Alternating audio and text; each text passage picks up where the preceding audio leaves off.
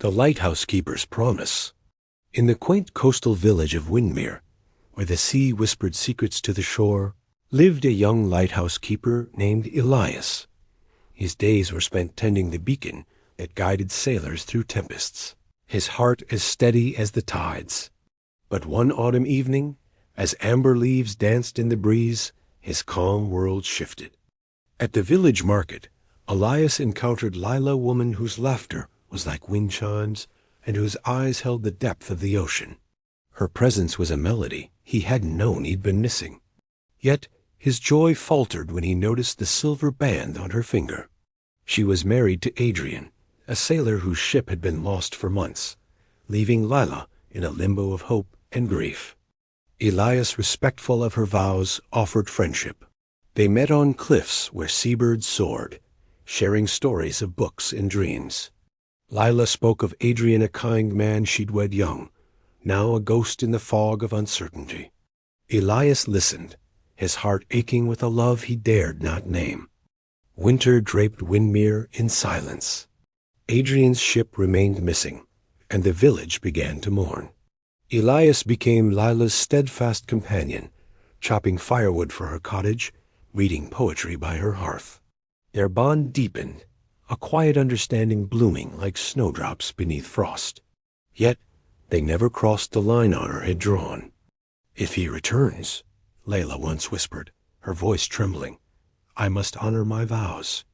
"And if he doesn't?" Elias asked, the unspoken heavy between them. She looked away. "The sea keeps its secrets." Spring arrived, and with it, a letter. Adrian's ship had been found shattered on distant rocks. No survivors. The village held its breath, as Lila wept not just for Adrian, but for the life she'd clung to. Elias stood by her, a quiet strength, his love patient as the turning stars. A year passed, as tradition demanded. Then, on a day when the sun gilded the waves, Elias knelt on the same cliff where they'd first talked. "Lila," he said, "I've loved you since autumn. I'll wait 1,000 more seasons if I must. But if you'll have me—" Tears glimmered in her eyes as she placed her hand in his. "You've been my lighthouse," she murmured, "guiding me home." Their wedding was a humble affair, the village blessing them with knowing smiles.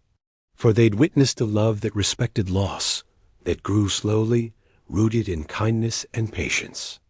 Years later, as they watched their children chase tides, Lila would trace her new wedding band, a twin to the one she'd placed on Adrian's memorial stone, and whisper, "Love is not just a flame, Elias. It's the dawn that comes after the longest night."